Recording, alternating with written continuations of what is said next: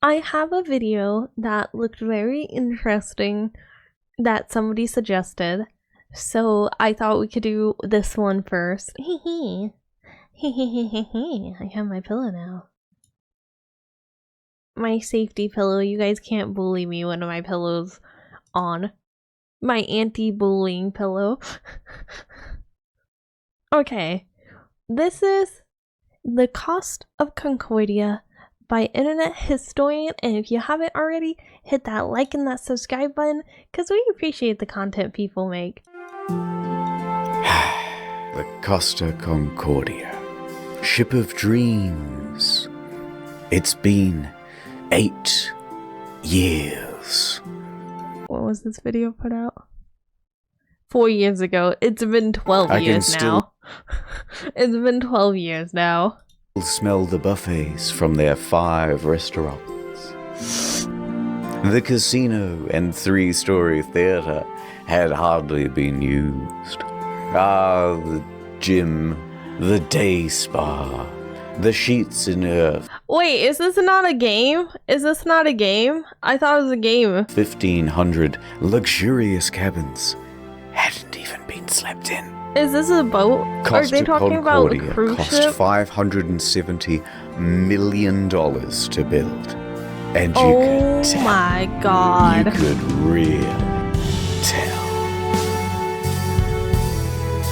I didn't know he covered IRL situations. This is so cool. This is so cool. I remember it like it was just a few years ago.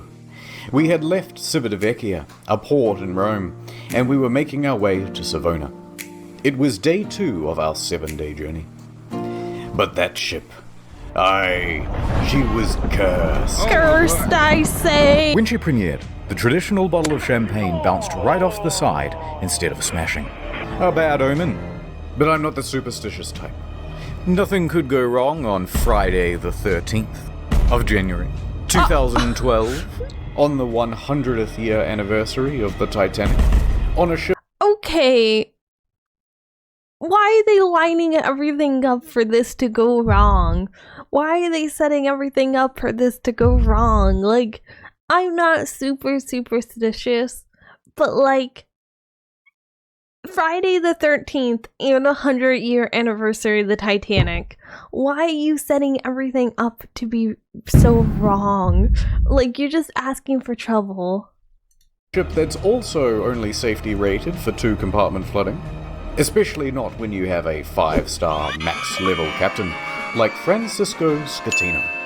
A man who mysteriously rose from head of security to the position of captain within just a couple of years. Impressive. He knows exactly what to do in case of an emergency. Panic! For example, when he caused this emergency in 2008, when he crashed into a port in Sicily.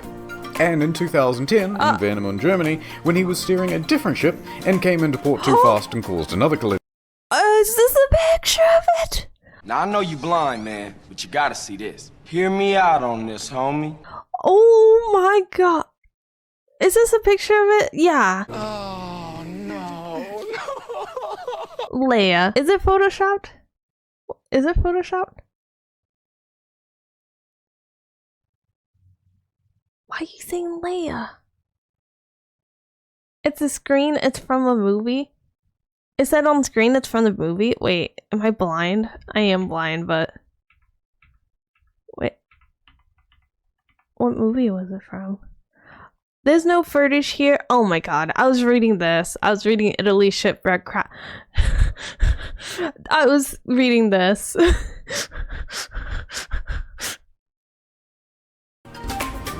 I've got a good feeling about this. So let's set the scene. It's a beautiful evening. People are having fun on the slides, drinks at the bar. Antonio Magnotta is playing piano at the restaurant. Martin the magician is setting up for his show. Ooh, Martin. And the ship is setting up for a little detour. It's called a sail by salute. I love this Basically, music. you I love get real elevator close to the music. shore and honk the horn. Oh. The locals hate it, but the customers love it, and it's a tradition. Scatino, the captain, comes into the dining hall with the lady, Dominica Samorton. Remember this face because you'll be seeing a lot of it later. Scatino eats his dinner with her and socializes for a little while. Then he, Dominica, and the maitre d' finish up and excuse themselves. They're heading to the bridge. It's time for that sail-by salute. This time, they're going to get closer than ever. Woo! Just 1,500 feet from the island of Giglio. And how are they going to determine this distance? Well, of course, the captain is going to eyeball it. Apparently it's not an uncommon thing to do. Scatino turns to the fella steering, his helmsman, Jacob Ruslibin. First interesting tidbit. Costa Crociere has hired Jacob from Indonesia at a rock-bottom price, and he's a bit of a newbie to the job. In fact, his profession hitherto, a painter and a cleaner. It's his first time steering a massive ship, and he's very excited. At least, we think he is. It's hard to tell because he doesn't speak English or Italian very well at all. Off to a good start. It took me a second, but I'm pretty sure that's Sims 4 that he made that person, and I'm pretty sure that's a Sims 4 person. And orders the helmsman to 290. Now, don't be confused by these numbers, they're just the degrees on a compass. At the same time, the captain whips out his cell phone and calls former captain Mario Palombo, who lives on the island. They chat. Mario Palombo is the reason for the sail-by salute. He essentially came up with the idea. He's not on Gigolo at the time. He's in Crosetto. Okay. About the safe distance to Giglio's shores. It's all very casual. Giglio, not Gigolo. Anyway, Mario says that the safe distance is between 0.3 and 0.4 miles from shore. The captain is going all in. This is not his first sail-by salute, so he's confident in what he's doing. Overconfident. We're going closer than we've ever been before. The captain's eyeballing it again. New heading of 300, he tells the helmsman. Downstairs, Martin is about to cut his assistant in half. Oh and no! Of course, that means that there's already a lady inside this box. She's waiting for the cue, and then she'll poke her legs out. The captain is giving more orders. Pulling gently to 310. Increase speed to 16 knots. Going this fast is going to be a fatal error. But before we talk about that, let's talk about another big problem. Language barrier. Because at this point, the captain says 325. But the helmsman relays 315. So the first officer intervenes and he goes, no, 335, which is also wrong. And then the captain clarifies, no, 325. The helmsman confirms 325. Their poor communication has them moving at a much wider angle than they think they are. However, the captain should and would know this, except for the next. None of the numbers lined up, and he's like, nah, let's just go with mine. We're good. Let's keep doing this. He didn't go, nah, we should stop. We're clearly not communicating well enough to get this close. Instead, he's like, nah, we're good. I'm the right one. We'll just go with my numbers and call it a day. Next problem. Complacency about procedure. I'm sure it'll be fine, right? Yeah. The standard procedure of a ship this large is for the third officer to give exact positional coordinates every time the captain gives a new directional order. But they're not doing that. 330, he says. The helmsman relays 330. The ship reaches 16 knots. The captain then turns to the second officer and instructs him to go to the left wing. That's these things here, and they basically exist so you can get a better view over the whole vessel. A few seconds pass, and then the mood starts to turn. Scatino notices white foam of waves breaking against the rocks directly in front of him in the distance. The Costa Concordia, right now, is almost 700 meters closer to the rocks than it should be. Without deviation, there is going to be a direct collision. The rocks were actually underwater, so. Scatino immediately commands the ship to start turning away. I'm reading the stuff 335. Not enough. The captain shouts, 340. The captain yells, 350. Now, remember how I said that accelerating to 16 knots was a fatal error? Well, that's because it's made this ship incapable of such a drastic turn. What they've got is understeer. Here's an example. The front end is not working. You're turning, and you're just going straight. You want to go over here, but you're going to end up over here. So despite the order of 350, give Laya a cookie right now for the bow reading. is still I only earned pointing it. at 327. Not nearly enough to miss the rock. And oh no, it's about to get worse. So much that worse. language barrier again. In these critical moments where every second counts, the helmsman wrongly relays 340. The captain snaps back, 350 starboard or we end up on the rocks. The third officer goes to assist the helmsman. Now, don't get confused by the orders from here. We're changing over to rudder instructions. The captain yells, starboard I'm gonna 10, get confused. starboard 20, and still it's not enough. Hard to starboard. That means as hard as it'll go. But at this point, even if they clear these rocks, they need to get the rest of the ship to swing around it. So the captain yells, midship, which centers the rudder. The bow is now less than 150 meters from Skull Rock. Port 10. But the helmsman only gets to port 5 before another order is given 2 seconds later. Port 20. They might just avoid disaster here, maybe. But then, oh no. Okay, hear me out. I would not be trying to get a little, like, close for, like, just for funsies. Next to a rock called Skull Rock. This rock is called Skull Rock. Why are you messing with an area that has a rock called Skull Rock? Oh my god. Oh my god. It's literally called Skull Rock. Maybe don't go near it at all.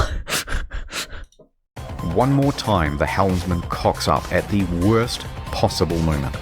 The helmsman goes to starboard instead of port, undoing the swing. 8 seconds later, he realizes the error and corrects, but it's too late. He has just turned a probable near miss into a sure hit. All they can do now is hold on as the bow of the ship narrowly passes by the rocks. Hard to port! The second officer yells, "We're gonna hit!" Collision.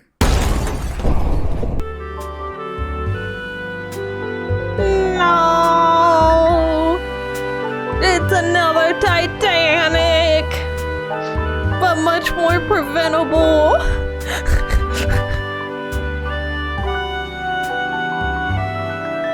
I love the Sims characters in this one. I love them. They're amazing. This gives the missile knows where it is because it knows where it isn't vibes. Yeah. Downtown, Nordtown. It's day 56 of playing Russian roulette. Seems I never win. Gonna drink all by yourself? Somebody has to.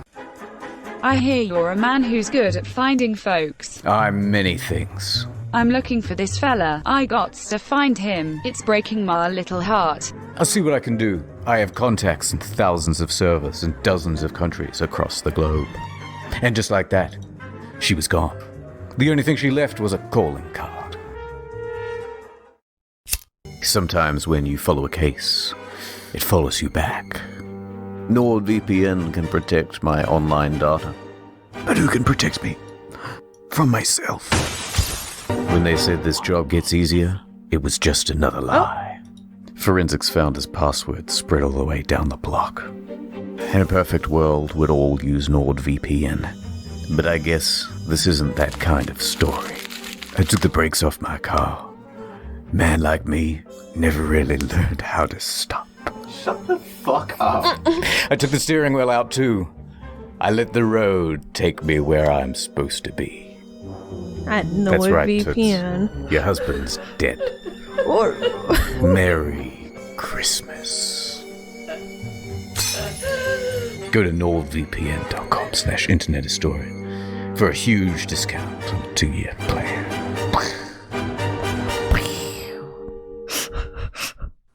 Ad over. The ship hits rocks on the port side. A 53-meter gash opens up in the hull, and thousands of tons of water begin pouring in. people always underestimate how heavy water is. Water is heavy. Water is heavy AF. Like, I always see people underestimate when they lift up buckets how heavy they're gonna be. Water is super heavy. It would, like, I'm scared of the ocean. I gotta be real with you. I don't think I would ever go on a cruise. Like, This is my nightmare. This is literally my nightmare. I think it's funny because I'm also scared of being underground in like mines and caves. So I'm like scared of being in the ocean. I'm scared of being in the ground. And I don't really know if I like flying. I'm just scared of being outside my house. I'm a ground cat. Leave me on the ground. The flat ground, not the caves. I'm not a cave dweller. A loud scraping and bang is heard by all passengers. At the helm is panic. Rumblings in the dining room. Martin awkwardly pauses his act as he's helping his assistant into the box. Meanwhile, the lady inside is trapped and terrified. There's confusion across the ship. All of the crew off shift come back on duty. All officers run to the bridge. Technical crews run down to the lower decks to assess damage. On connection with the rocks, they lose propulsion and slow to 8.3 knots. And they are now adrift. Close the watertight doors at stern. Enormous volumes of water are pouring in. So much so that within 29 seconds of collision, all 6 engines stop working through flooding.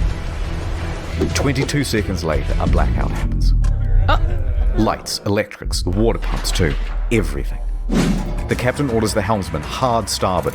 This is the final position of the rudder before power to that too is lost. The Costa Concordia, now without power, is drifting starboard, plunged into absolute darkness. Oh my god. A quick breakdown of the flooding. When the Concordia struck land, it tore open 3 watertight compartments.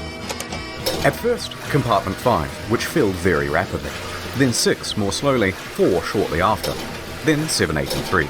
Modern ships are built to withstand 2 compartment breaches. These compartments especially, though, are a problem because they contain the engines and the electrics.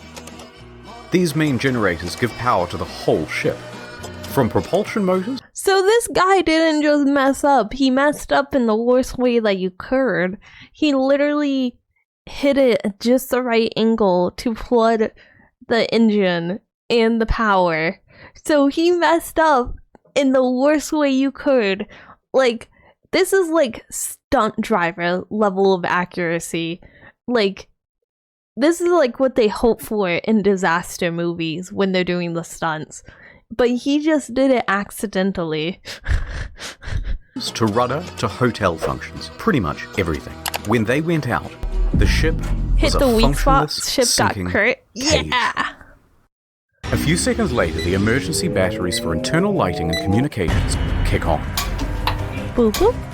When the lights come back on, Martin has vanished.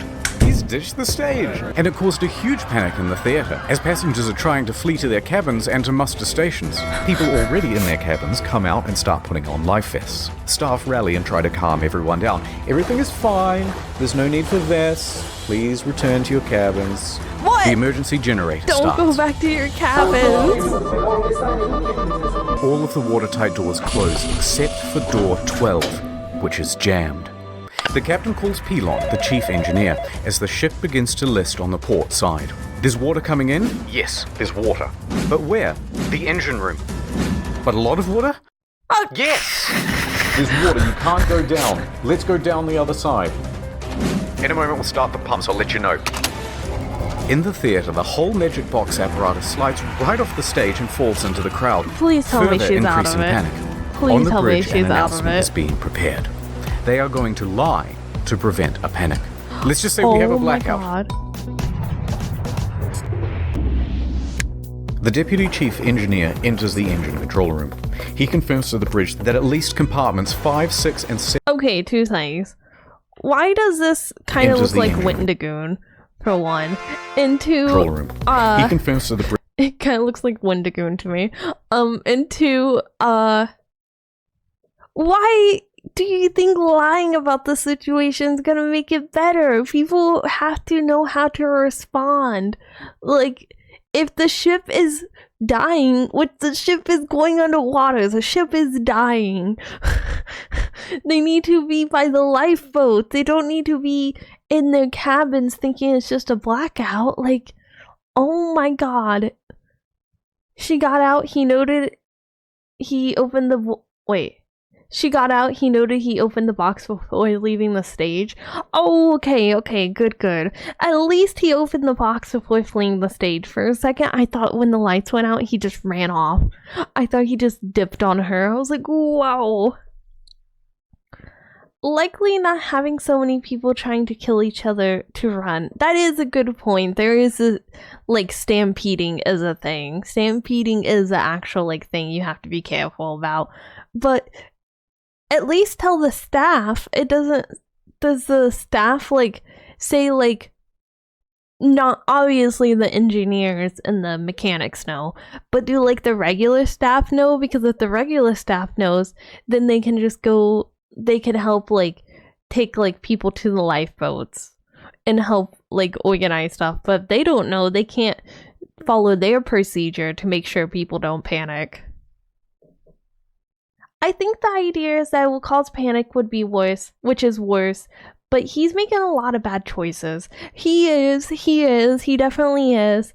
I'd be curious, because the way he worded this in the beginning, it seemed like he wasn't even, like, I don't want to say qualified, because I think you can, like, learn, because I don't want to say he's not qualified just because he started out, I think, as a janitor, he said. I don't think that's why he's not qualified. I think he's not qualified because apparently only took him 2 years to go from a janitor to the captain. And I think for any, like, even if you go to college, you still have to work with a captain for longer than 2 years to be able to be alone as a captain. Like, pilots even have more training than that. And, like, ships are huge. Ships are huge. Like, obviously, like, you need to know how to drive a plane, because if you do anything wrong, it will explode. But with ships, it still is important, because if anything goes wrong, it's basically a giant aquatic tank that can roll over any dock. Yeah, the couple years was the main issue. He needed more training. Yeah, because, like I said, I don't think it's an issue that he went from being a janitor to captain. I don't even think that, like, in my opinion, I think you could, if you worked as, like, a captain, like, assistant, or, like, second man, I think you could learn that way without going to school yourself. But I still think you should have dedicated training of at least a year or two of specifically dedicated to learning how to captain before you just given the reins to something this big, because this is huge. And apparently he crashed one before. Like, apparently this isn't even his first time with this. Bridge that at least compartments 5, 6, and 7 are flooded. Announcements are made. On behalf of the captain, to inform you that due to an electrical fault, which is currently under control, we're currently in a blackout. Our technicians are working to resolve the situation, and we'll inform you of developments as they occur. Thank you for your attention. Coincidentally, at the same time in the restaurant, they're playing My Heart. Why? Those chairs! I'm not gonna gloss over those chairs. Those chairs look like that one painting. They look like Rubik's Cubes. Who made these Rubik's Cube chairs? I do not like them. I do not care for them. Look at them! Will go on, and it's very much not helping the situation. They clash. The captain calls with the the Costa floor and crisis everything. unit. Because Roberto style Ferrari. Laya. He Oh tells my the god. crisis unit that they've hit a rock, that they're assessing damages, and that they are also in a blackout. The crisis office says to reverse the ship up onto It's shore. a rich people Well, how are you vote, going to do Laya. that? That's why I You don't have expect power to the style. rudder, let alone the engine. You know, hoist the sails. Anyway, around this time, the wind direction creates a starboard list, and the ship begins to turn anyway, drifting right back towards the shore, which is a very good thing because you want the ship to end up as close to shore as possible. Oh. A panicked passenger senses that... Okay, listen. I can see how when you're sinking, it's good to go towards shore. But when you have absolutely no control over the boat or the speed you're going to shore seems like you're just gonna sink the boat faster. I know they don't have control over it. I'm not blaming them for this part. I'm just saying, like, this seems like it seems like even Mother Nature is working against them at this point. Even Mother Nature is giving them the middle finger. something is off. This isn't like any electrical problem that she's ever seen. Plus, there was a massive crashing noise and now the ship is tilting. So, she contacts her daughter in Italy. The daughter then calls the police, and the police call the harbour master. While that goes on, a conversation between Pilon and Ambrosio. The diesel is not starting. The captain asks the engine room, but where have we made contact? Thinking that the incoming water can be reduced. Captain, here everything is lost. The electrical panel, everything. They're saying at this point that the ship is going down. The captain calls Roberto Ferrarini again. Actually, 2 compartments have been flooded, but don't worry, the ship's stability isn't in danger. Wrong. Passengers begin going to muster stations on their own initiative. The cruise director says, "We have a lot of people at muster stations that I do not want to fall overboard. Do we make an announcement to tell them to go to the lounges?" Bozio says, "I think that's best." The harbour master from Livorno calls the ship. The captain tells them that we just have a blackout. How long has this blackout been going on? About 20 minutes. Oh my god! You are literally on the phone with somebody that can help you, and you're lying to them. Stop lying! Stop lying, please! You already messed up! You already messed up! You already messed up! You can't go back on that. Just say we're sinking, please! I never understood why he's lying here. Okay, now this is stupid. I think the reason why he's lying is so that he can blame the crash on the blackout. So he can be like, oh, well, the blackout happened first, and then we crashed, so it's not my fault. That's what my logic is. He's in denial and panic. You might be right. I also kind of wonder, because, okay, question. In the beginning of the video, it showed him with a lady on his arm. Was that just for, was that just for a part of the video, or was there actually, like, a woman that he brought in there? Because I almost, dare I say, perhaps a little bit of partying was involved. No? Okay. Because I wasn't sure if it was supposed to be, they did this after having, fun night and then decide to do this. Observant smart cat. Well, sometimes, I've said this before, sometimes things go over my head when they're supposed to be jokes or not, so that's why I like to ask, because I wasn't sure if that was supposed to be him saying somebody was he had a woman in there when it happened that wasn't an employee or somebody that was actually certified to be in there, or if he was just doing it for the meme.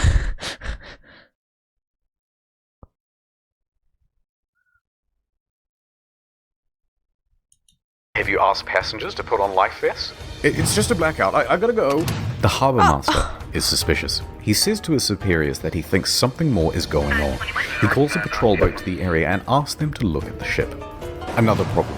The fan on the emergency diesel generator isn't working properly. Pilon manually has to turn the thing on and off with a screwdriver so that it doesn't overheat and cause a fire. Oh my god. The captain is on the phone to the lower decks, asking pointless questions, like, is it still flooded? Yes it is. The captain is essentially in denial of the situation. Yeah. The harbour master calls again. Finally, he says, the ship is taking on water through an opening in the left side and the ship is listing. He qualifies with, no one... Also, I wonder if, I can't tell if he's in denial, or if, I kind of wonder if he's in denial because he had already crashed, had incidents before. If maybe he's in denial because he knows if he can't turn this around, that it's probably, his last chance. That's why I'm wondering if it's this, the reason why he's in denial is because he doesn't want to lose his job. Also, it says he's lying. That is not something he could have known. So, it could just be that he's a liar. Or it could be that he's just trying so hard and I messed up. Just dramatically grasping at straws to hopefully not lose his job. My boss is gonna be so mad. Well, I think before the other incident the other incidences he had, I don't think were as severe as literally sinking a ship. So I think this would be like the last chance he had if he sunk a whole ship, because I can't imagine how. I don't imagine keeping your job after you sink a whole ship. One dead or injured. The harbour master asks if he needs help. Just a tugboat? When in reality, they need a full rescue.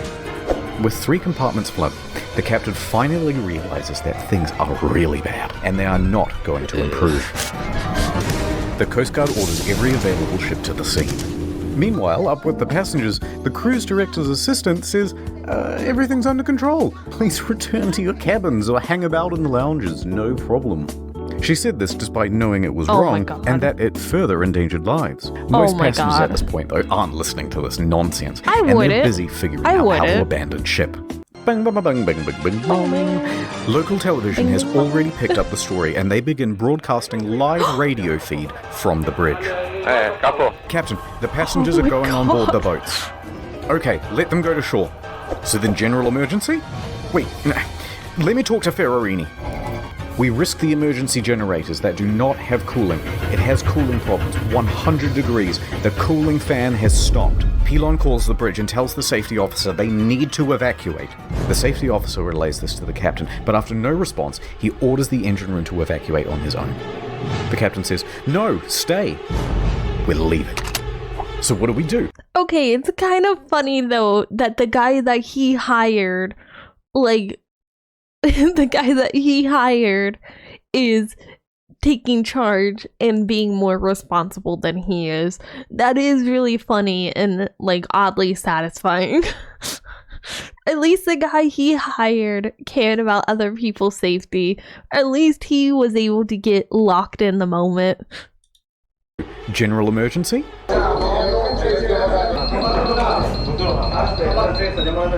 The captain tells Ferrarini that he's abandoning ship. Abandoned ship! Another announcement is made.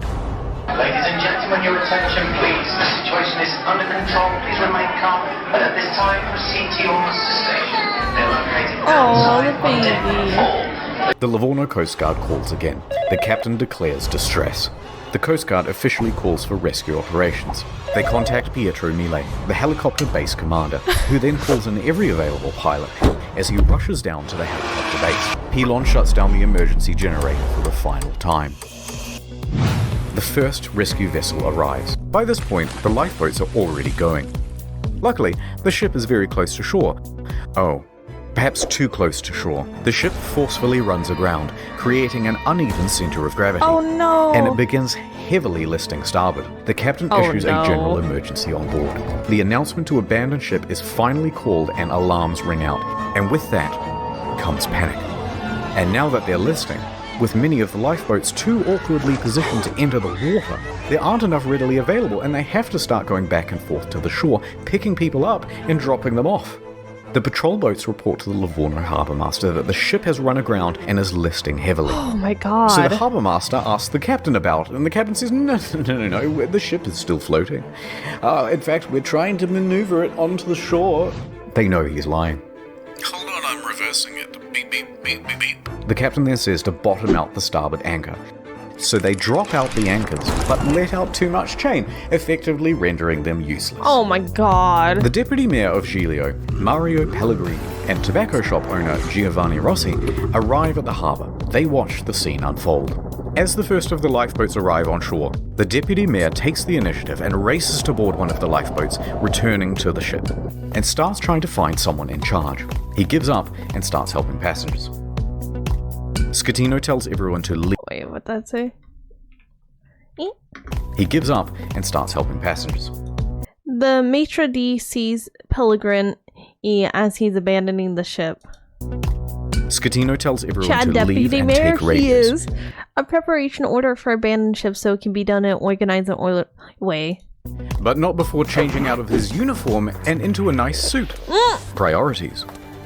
Dimitri Christidis and Silvia Coronica leave with him. The maitre d' and some more can both get out of there. By this point, approximately 300 people are still on the ship. Mille reaches the helicopter base. The first helicopter, a slow-moving Augusta Bell, was already rising from the tarmac for the hour-long flight south. Bozio is the last crew member left on the bridge, coordinating evacuation. He then leaves to help passengers board lifeboats. The bridge is now abandoned. And then, the ship's black box stops working. Apparently there were technical problems with it. That means, from here, things are going to get a little foggy in detail. A while later, rescue helicopters arrive, but they're struggling to find the ship because they're expecting it to still be well above water. Passengers are scaling down the port side by ladder as lifeboats return to pick them up. This is no joke. Oh my goodness. It was no joke, mi amor.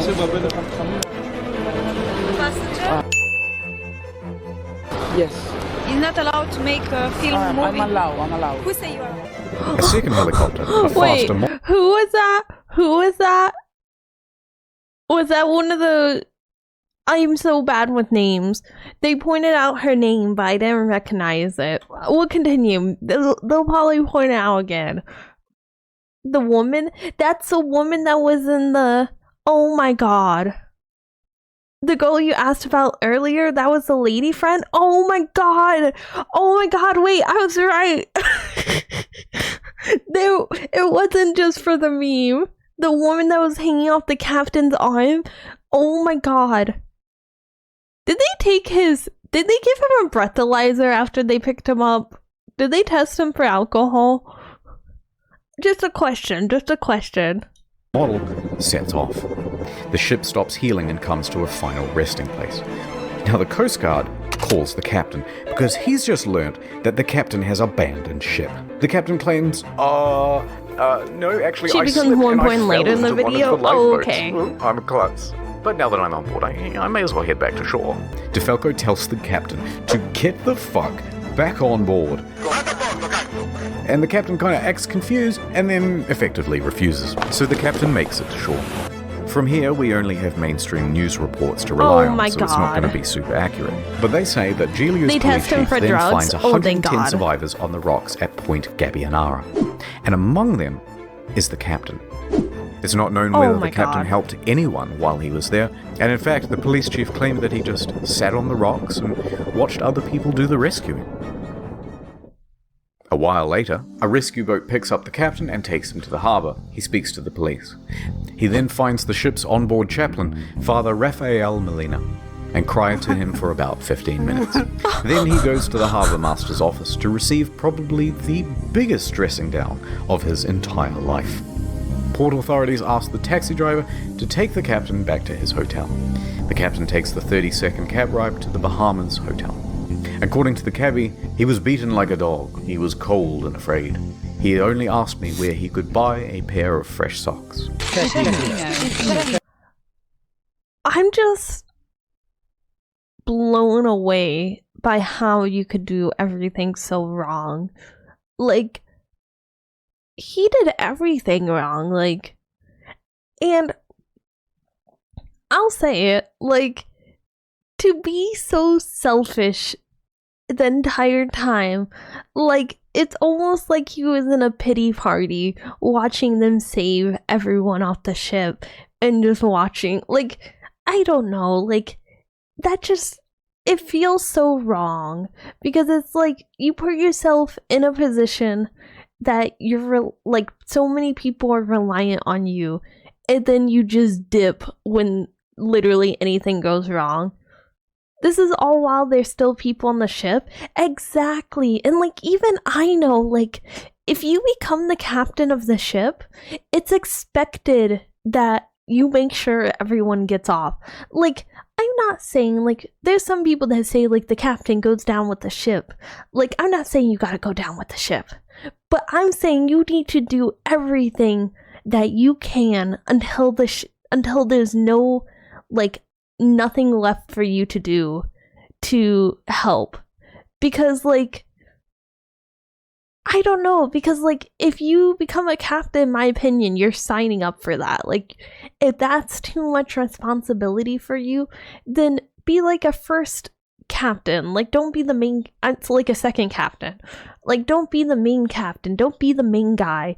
Like, if you were able to work your way up from janitor to captain, work your way up to the step underneath that, because you're clearly not able to be a captain if you're not gonna, like, commit to at least helping people. Keep going, you're foreshadowing what he's about to say. Oh, really? But then he perked right up again and gave an interview to a news crew. He told them that he was the last to leave. Oh my The god. captain is usually the last to abandon ship. What happened, Captain? We were the last to leave the ship. All day Saturday, This rescuers searched for man. people on the ship. This On man. Sunday morning, a South Korean couple is found in their cabin, safe but shivering. They had slept through the crash and woke up unable to exit their cabin. The last survivor, lucky Manrico ducks. Giampandroni, was found with a broken leg. He was the cabin's service director. In the end, 32 people died. The final body wasn't discovered until nearly 3 years later. A crew member, Russell Rebello, and it's believed that he died a hero helping passengers off the ship. The Costa Concordia was the largest cruise ship disaster since the Titanic. And And then he's still trying to use it for PR and publicity. Because, like, you can't convince me there's no way you change out of your uniform and into a suit. Like, that just screams you're expecting to talk to the press and you want to look your best for it, which should not be your priority. Looking your best for press is not the priority when there's literally people still on the ship, like, that you caused the accident of. This isn't even like an accident that was out of his control. Like, he literally caused this. Like, that's crazy. Like, oh my god, it's just the lack of care for human, like, other human life and stuff. That's just wild to me. Like, he was just in his own little world. It's the ship.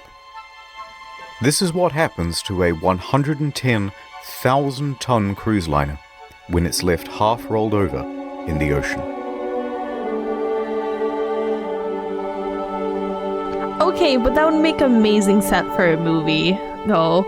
It looks amazing.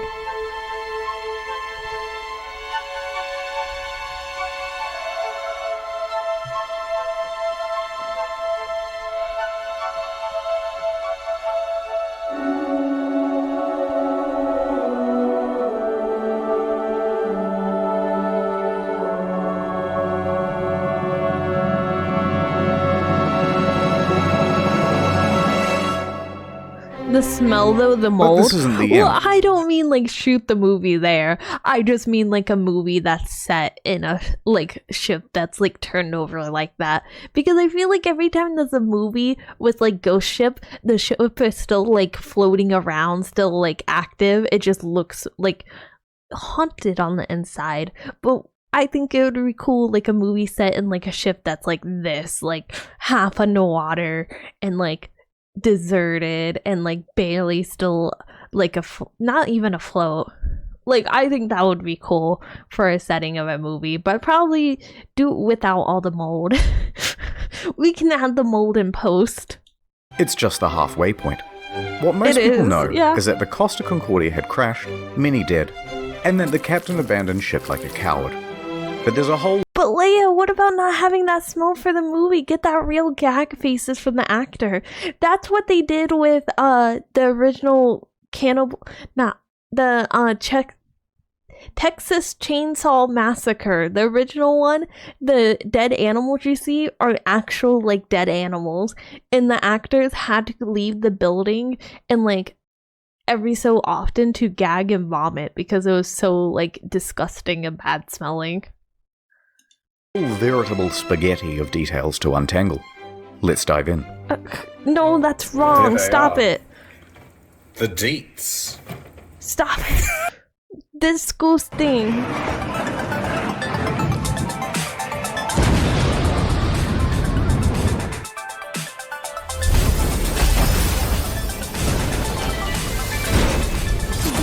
Blue box time. The Costa Concordia was more than just a floating resort. There's a mall, a casino, cha-ching, cha-ching. This iron chest was full Ba-bing. of safes and cash registers and expensive fittings. And there were plenty of gamers prepared to sneak by authorities and try their luck in the hot zone. Within days, police divers reported that valuable items, once seen lying around the ship, were now missing.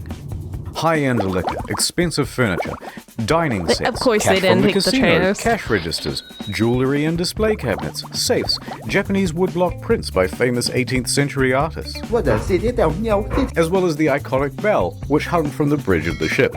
It was never found.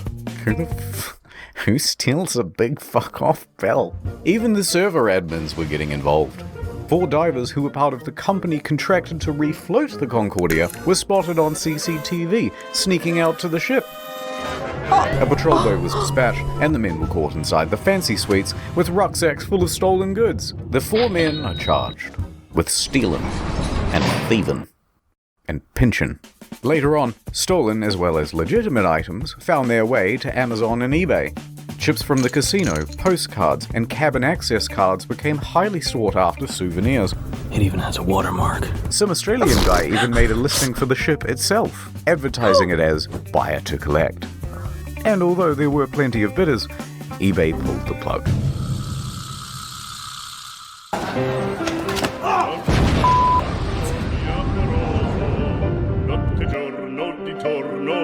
I know you want to see Scatino go to jail, and we'll get to that.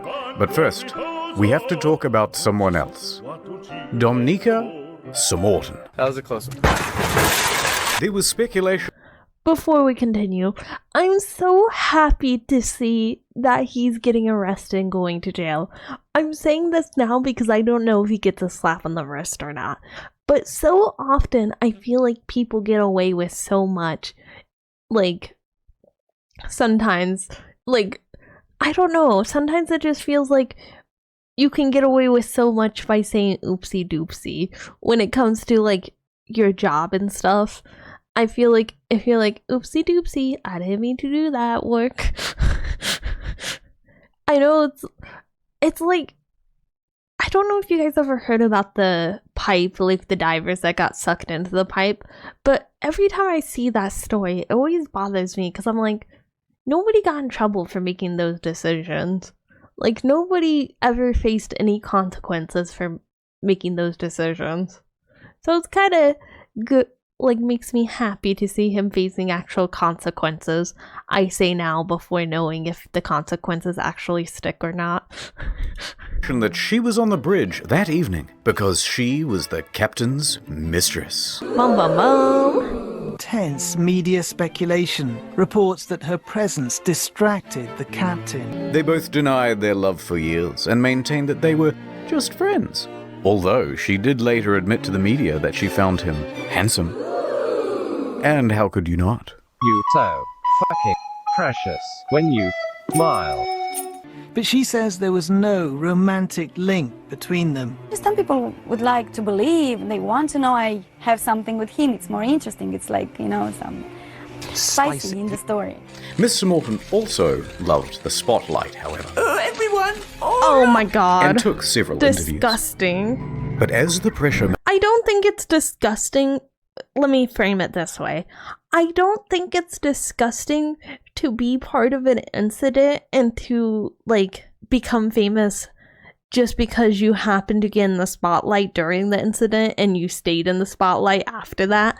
I just think it's weird to go around being like, oh, I was his mistress, like, but, like, we weren't in love, and, like, doing all these media tours when you were there in the captain's room. Like, not the captain's room, like, the whatchamacallit, the control room. Like, when you weren't supposed to be, when this accident happened. It's almost like you're using, like, I don't know, it just feels wrong. It feels dirty. It feels like the bridge. Yeah, the bridge. Like, she was in the bridge when they were making all these bad decisions and, like, that led up to this. And it just feels weird to go around almost bragging about that. It's not like 33 people died, you know? Like, here's how I should frame this. If she worked on the ship, she was a hostess on the ship. If she wasn't there in the bridge when all this was happening and she was just a hostess and she went on an interview and then, like, oh, she, like, got a few more interviews, and then like she stayed in the spotlight because of other things after that. Like maybe she wrote like a book and like people know her as the survivor of this, but she's doing other things so she stays in the spotlight, not just being like, oh, I was in the bridge that night when they crashed the ship. Like that feels dirty. That feels wrong to be like, oh, I was in the room where they did all the mistakes that caused 33 people to die. Like, that feels wrong. That feels wrong in the same way, like, it feels wrong for the captain to be, like, changing into the suit and stuff. Like, it's just how it's framed. Because it's not like because, like, obviously she's not the captain herself.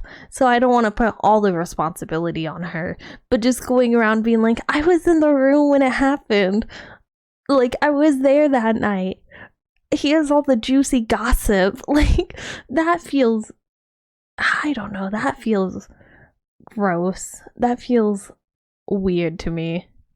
But she was just like, yeah, I was a hostess, and here's my point of view. And also, I, like if she did interviews, and then I then even like wrote a book about the specific thing, I wouldn't think it's gross. I just think it's gross that she's trying to get famous by being the woman or person that was in the bridge when all the mistakes were made. Mounted upon her, she began making ominous threats to Scatino, saying he must confess, and that you have but 1 week to come clean. But things from here get weird. Spicy. Sir Morton is a bit of a wild card. In a subsequent interview, she claimed a helicopter came to the ship well before the other rescue craft to take away a package. Huh? What? And what was that package? Drugs, apparently. So rumors began that the ship was running narcotics for the mafia. And not without cause. A number of cruise ships, even recently, have been caught trafficking drugs. As an aside, Scatino was tested for drugs immediately after the crash. He tested negative for drugs in his system, but trace amounts of cocaine were found in a hair sample. What about alcohol, though? And less dry? Nonetheless, the Concordia was searched and no drugs were reportedly ever found. How did we get here? Oh right, a helicopter. Sir Morton commented on it again the next day and said, actually, that helicopter was just for the captain as a means of evacuation from the ship. Okay, wait. So she expected to get some sort of first-class rescue while everyone else was still stuck on the ship? Wait, how did we get here? Oh, right, sex with the captain. Divers were quick to head to the captain's cabin where they found Miss Sir Morton's lingerie and other articles of clothing as well as a makeup bag. The jig was up, but they continued denying it. Sir Morton mostly faded from international attention until she was told to appear before the court to present witness testimony. The judge pressed her to be truthful about their relationship, or she would be held in contempt. Either tell me the truth or shut up. So finally, she admitted it. Yes, I had a sentimental relationship with the captain. Stop. But now, stop asking about my private life. She was indeed the captain's lover. What is up, Trouble Alert Nation? Scatino cheated on his wife with Seymour Tan. Oh my god. She and Scatino had been having an affair for several weeks. She also said that on the night she boarded, she didn't have a ticket. Ticket, please. And didn't need to pay because nobody questions you when you're the captain's lover. Oh my god. Oh my god, she said nobody questions you when you're the captain's lover. Oh my god. Naturally, she gave another confusing interview after leaving court. I want to say that today is the second time I die, because the first time I died in the night of the crash with my psychological brain and problems. And today I died the second time because, of course, people find out something that I try to hide. Subsequent to the trial, she used her fame in Moldova to become a political activist, often appearing on television and radio. Girlie, you're writing that victim card a little hard right now. I don't know, that's just very weird to turn around and try to act like you're the victim because, like, I don't know, like, okay, here's my opinion. I don't think you should be sleeping with married people. But also, I think it's weird when the person sleeping with the married person gets more crap than the married person. I think that's weird. But, like, honey, these are the consequences of your actions. You put yourself in that spotlight. All you had to do if you didn't want to have your relationships figured out is to just not ever mention it. Don't go to the press. Don't bring any of this up. Like, from what I can tell, it was only in the spotlight because of you. It was in the spotlight because of the decision you made to put in the spotlight. And then you're like, oh, why is everyone giving me crap for sleeping with a married guy? Everyone's giving me crap for being in the bridge the night the accident happened. Nobody would have known if you had just shut up. You went around bragging about it so you could get media attention, and then you complain when you start getting negative attention. Like, I don't know, that's just weird. That's just weird. No, it's not weird. I shouldn't say weird. It's messed up. It's messed up. And in articles covering protests, and weird, accompanied by pictures of her being arrested by police.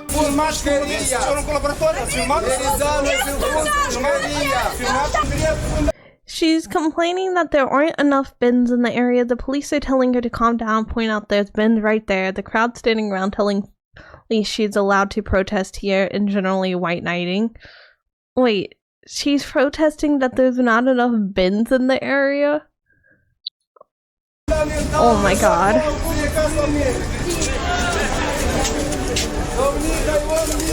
Oh, by littering! Littering glass? Is it just me or did that sound like she's throwing down glass?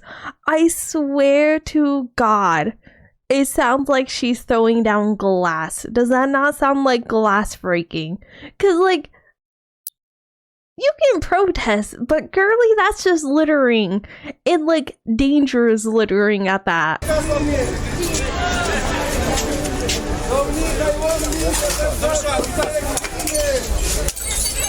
Yeah, you hear that? I can't tell if it's metallic or glass. It was some stuff about victims of violence, women's rights, Girl power. yada yada yada. Girl power. And interestingly, part of a push to block Gotta the make sale of shares of the Moldova's sidewalk as train trashy network she is. Exactly. to Russia. Other than that, I don't really know what she's been up to. Let me just check on her Oh god, not again. Oh god. Is she a pilot now? Like, I don't know, just somebody that's that, like, that I don't want to say irresponsible, but clout chasey. I would not trust them to pilot the plane. I would not trust them. I wouldn't trust a lot of people to pilot a plane. Piloting a plane always seems so hard. I always think it's so cool that people know how to do that, but it's so scary.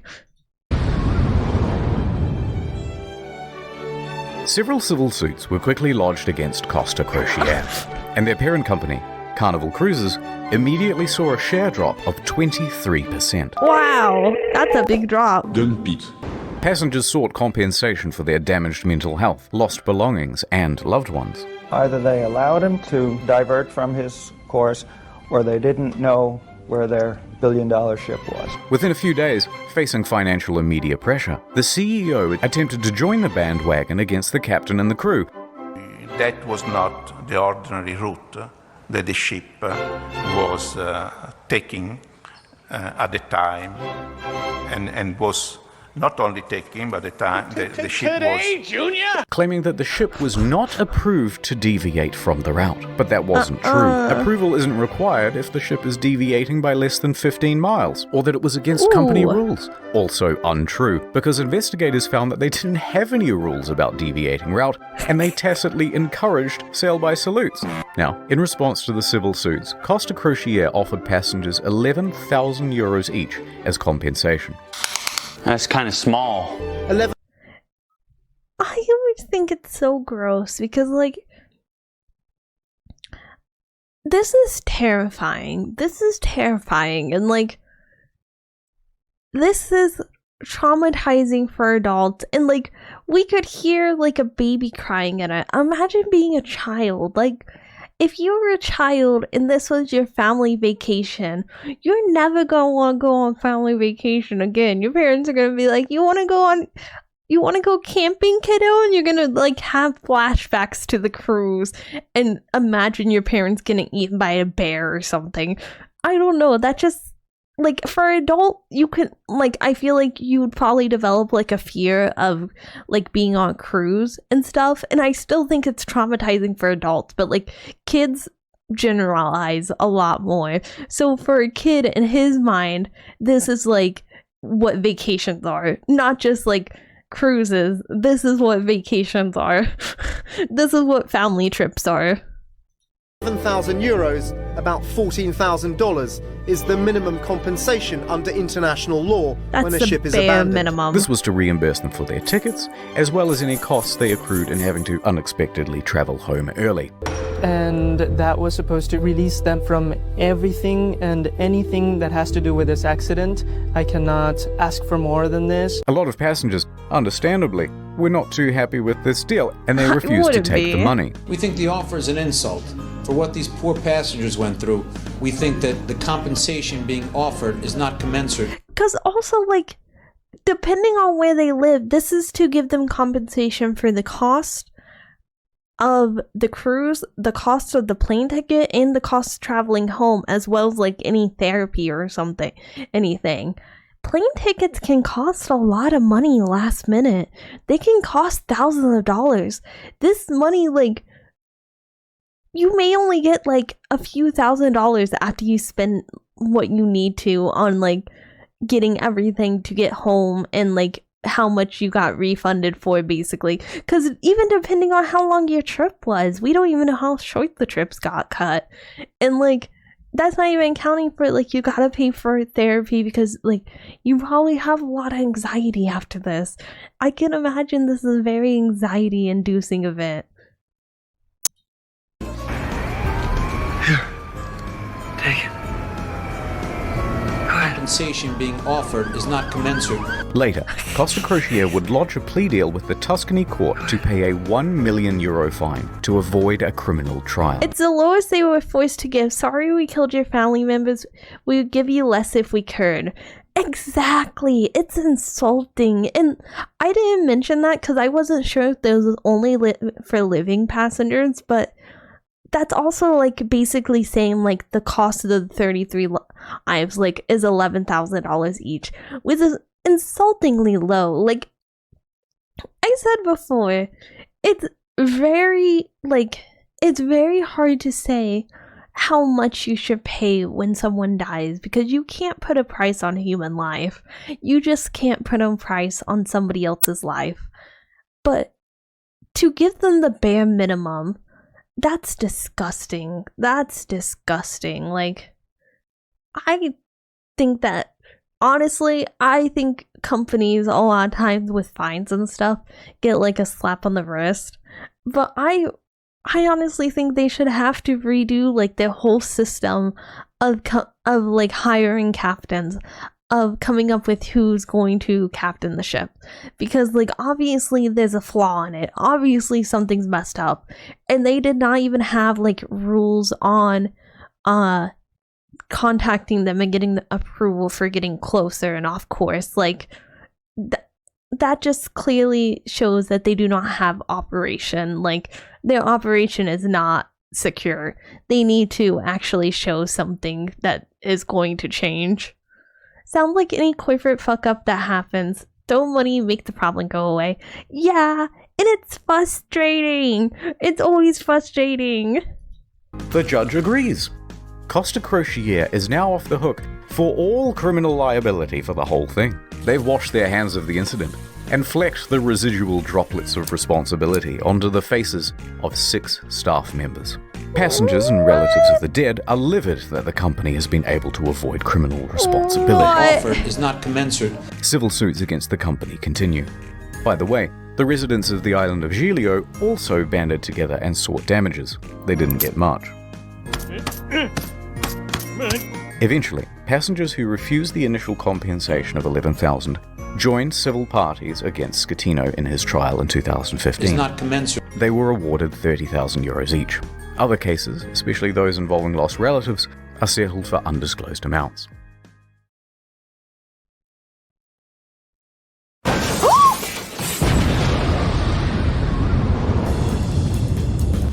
New York attorney Peter Renee travelled to Budapest to represent 6 real survivors of the disaster. At Renee & Renee, we personally work on every case. And we'll work harder than anyone to get you the most money possible in the shortest amount of time. And while on the job, a 7th case cropped up via email.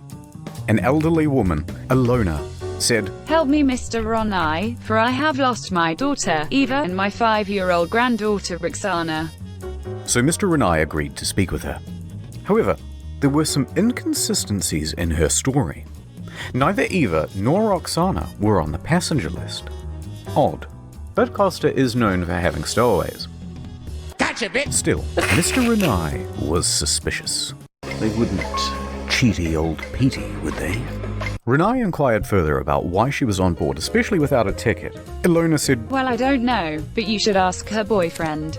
Zolt Horvath. He'll know all the details." "I'm up all night. I'm going crazy," he said. But Mr. Renai was still suspicious. Because then she asked, "How much money do you think this is worth?" This is a huge red flag, Petey. In 20 years of doing this, you've never had anyone ask about money.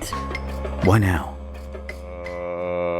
So Mr. Renai hired an investigator and sent photos around of the missing girl. The next day, the phone rang. Ahoy hoy, it was the boyfriend again. Look, there's been a bit of a misunderstanding and the child isn't missing at all. And then he claimed he was confused because he had done too many drugs the night before. What? Oh. Okay, can I speak to the daughter then? At first, he was refused. So Renai said that he'd have to file a missing persons report to the police if he couldn't. The boyfriend relented. That night, Renai met with Zolt and brought the police with him. He speaks to the granddaughter and asks her if she's seen Mum. "Yeah, I saw her today." "Oh, really?" "Yeah, we went to the park today and we went on the swings." Oh my no, god. the jig was up. So the mum walks into the room sheepishly. "It's a miracle." And the story changed again. "Okay, I'm not dead, but I did injure my leg when I jumped from the ship. And then I immediately flew back to Budapest.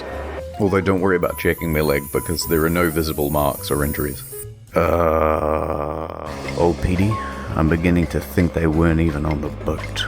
I'm starting to think that as this lady well. isn't her mum, it's just a neighbour. Eventually, Renee managed to make the pair confess. And then they said, "Hey, we haven't done anything wrong. We haven't taken any money." And in the end, it looks like there'll be no criminal punishment for the scam, because Hungary, a former communist country, has no laws against insurance fraud on the books. Oh my god! The love that never sleeps, call 1-800-6647. Oh, that's a bad idea. Oh, that's a very bad idea.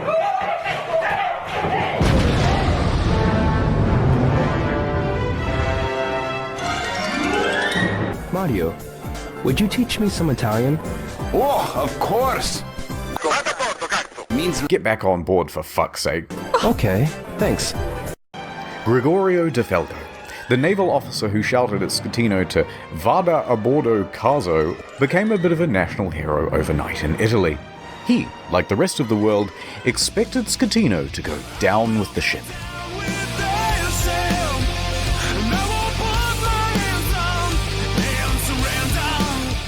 And when the captain chickened out, De Falco was there to admonish him. And when he stopped answering the radio, he called him on his cell phone to continue putting him on blast. When the captain first reported just a blackout, The goat and De the whole Falco thing, didn't he believe the is. story and immediately began preparing a rescue effort, which likely saved several lives. His actions were applauded by most Italians who were tired of their public servants being corrupt and avoiding responsibility. Accordingly, shirts sporting "Vada a bordo caso" were being printed by the end of the week, others setting it as their phone's ringtone. But then, in September 2014, without controversy. warning, De Falco was transferred to an admin role in the Coast Guard. Hear what I said? You've been demoted. De Falco said that he had been passed up for promotion, that he had also not been told which admin office he was even being transferred to, and that it all effectively cancelled 10 years of his career. De Falco was Tres Furioso. And there was public speculation that it was owing to bad blood between himself and Admiral Delano, his former boss. His status among the public overshadowed his superior in many ways. On the other hand, his boss said, no, it's part of a normal career progression for naval officers and that he must show more maturity and professionalism to advance his career. Now, it's hard to know what's true in office politics, so let's leave that alone. And anyway, in 2018, DeFalco said buenas noches, later to the Italian Navy to become a politician. In March that year, he was elected to the Italian Senate, serving as a member for Livorno. He still serves there today. I'm the captain now.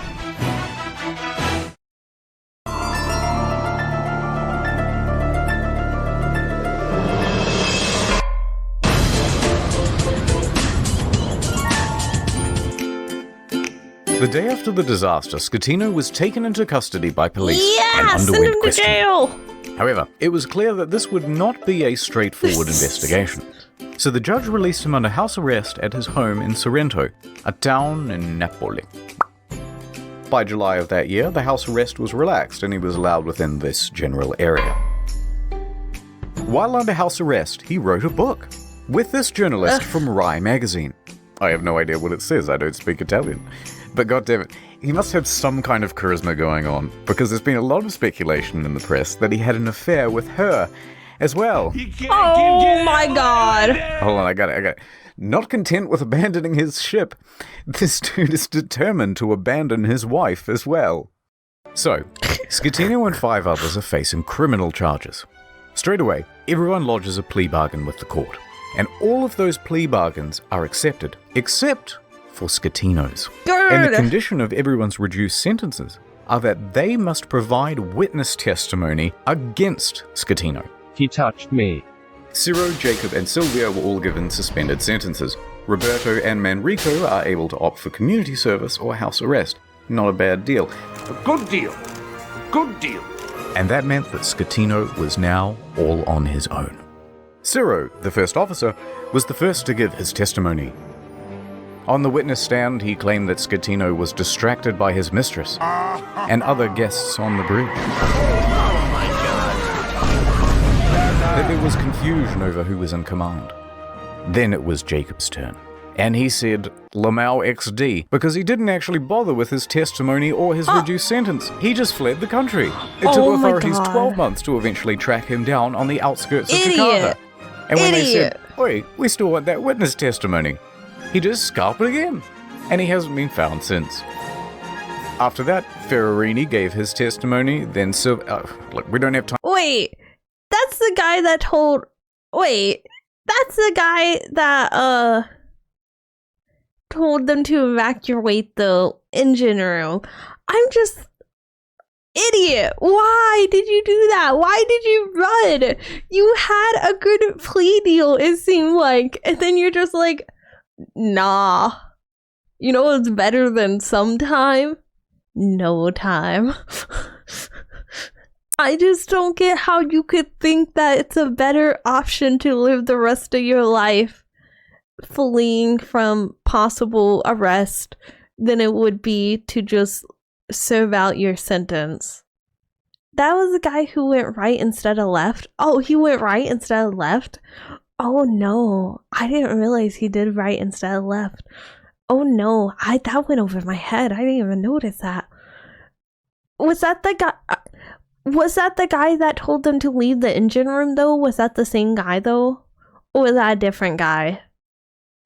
Oh my god, I'm so bad at faces. It even carries over to some faces. Time to relitigate the whole trial. So let's just go straight to the verdict. Guilty! Scatino was found guilty of multiple manslaughter, causing a shipwreck, abandoning ship, and lying to authorities. He is sentenced to 16 years and 1 month in prison. Not enough. But wait, there's still the appeals. The appeals trial begins. And the verdict on the appeal? Surprise! Rejected! So Scatino's lawyers appealed again. And the verdict on the final appeal? That was a different guy who was the first guy who testified? Oh, okay. Scatino made multiple attempts to secure a plea deal, but was denied by the prosecution each time. Good. The prosecution called for Scatino to be sentenced to 26 years in prison, calling the incident a Titanic affair. Oh, okay, I see what you did there. Scatino was not present. His lawyer stated that he was waiting outside of the jail for the ruling, so that if his plea was rejected, he could immediately start serving his sentence. And with that, 5 years and 4 months after the disaster, he was finally in a cell. I will not be making any comment.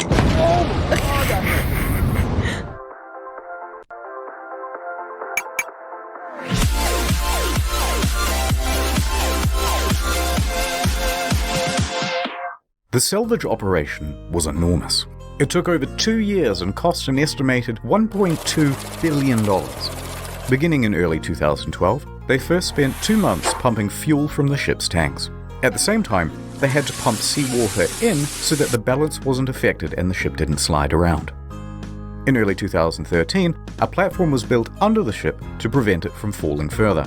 Sponsons were then attached to the sides of the ship and cables attached to the underwater platform. The sponsons were then dragged underwater and opened up to allow the ocean to fill them. The ship could then roll over properly. By late 2013, the ship was upright once more. The sponsons were then attached to the side of the ship to help keep it balanced. It now rested partially above water and crews could walk around safely. By July 2014, the water was removed from the sponsons and compressed air was pumped in to lift the ship. And she was ready to cruise again. This time to a port in Genoa. It was a 4-day towing journey to the docks where a 2-year process of dismantling and recycling would begin. That same weekend of the towing, Scatino was busy. He was the guest of honor at a white party on an island in the Bay of Naples. He appeared on the front page of a local newspaper, flanked by 2 of Italy's most eligible bachelorettes. Oh my god. What is it with him and ladies? Anyway, why does he feel the need to have himself glued to ladies? From the Costa Concordia. That sweet maiden of the sea. And as for you, little fella,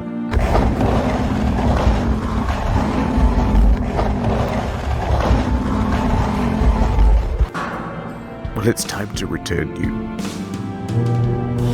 Imagine making over $3 billion mistake. Yeah. Because even if, this is what I was saying earlier, even if everyone had made it out safely, like, 6 quick he was things. still going to lose his job. NordVPN, good product, check him out. Because, Number like, 2, how there's a new much it video on the costs second to, channel. You probably didn't see know. it because it was temporarily restricted. Now it's not. Enjoy. 3, if you've never seen the second channel before, give it a go. It's a different type of content, but we put a lot of production into it. It's not just offcuts. 4, there are a couple secret channels as well, but I ain't telling you where they are. 5, no more 45-minute videos on the main channel. Back to 10 to 15 minutes and more of them. 6, there's a Q&A coming out next week on incognito mode. It's got a ton of detail that we had to cut for the sake of brevity and will no doubt feature a ton of corrections as well. That's it. Thank you. That was a really good video. He did a really good job. He always does a really good job, though.